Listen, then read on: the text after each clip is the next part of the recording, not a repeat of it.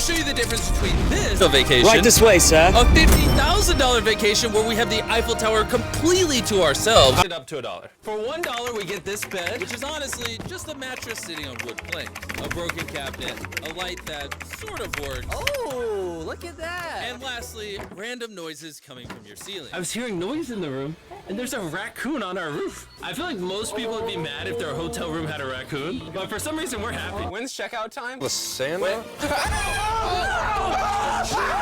The raccoon just ran in here. I'm gonna act like I didn't scream like a little girl. Up next, a vacation that's 10,000 times more expensive. Welcome to the $10,000 a night vacation. Whoa. Oh my gosh. Yo, this is sick. Wait, what the heck is this?